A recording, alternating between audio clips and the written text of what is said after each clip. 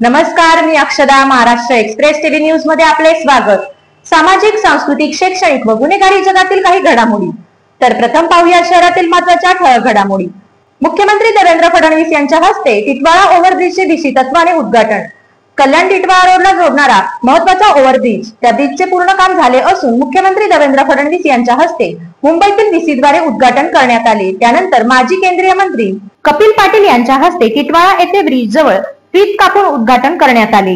टिटवाळा येथील ब्रिजच्या उद्घाटन समयी माजी महापौर उपेक्षा भोईर, माजी नगरसेवक सुरेश भोईर, भाजप जिल्हाध्यक्ष कपिल पाटील, जिल्हा सरचिटणीस प्रेमनाथ म्हात्रे, रेल्वे विभागाचे कुमार अनुराग, भाजप महिला आघाडीच्या प्रदेश सचिव मनीषा केळकर, टिटवाळा मंडळा अध्यक्ष शक्तिमान भोईर, मोहनी मंडळ अध्यक्ष नवनाथ पाटील, महिला मंडळ अध्यक्षा सारिका पाटील, भाजप उद्योग आघाडीचे परेश गुजरे, अमोल केदार, संतोष शिंगोळे, वॉर्ड अध्यक्ष दीपक कांबळे, किरण रोटे यांच्यासह आदी उपस्थित होते.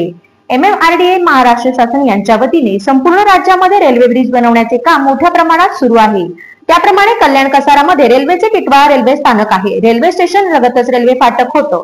रेल्वे फाटकामुळे वाहतूक कोंडी होत होती. येथे उड्डाणपूल असणं गरजेचे होते. या बाबींचा विचार करून माजी उपमहापौर उपेक्षा भोईर यांनी माजी मंत्री कपिल पाटील यांना MMRDA यांच्याकडे पाठपुरावा केला आणि महाराष्ट्र शासन यांच्या वतीने कल्याण टिटवाळा मुख्य रस्त्याला जोडणारा रेल्वे ब्रिज मंजूर केला. 810 मीटर लांबी आणि 110 कोटी रुपये खर्च करण्यात आला.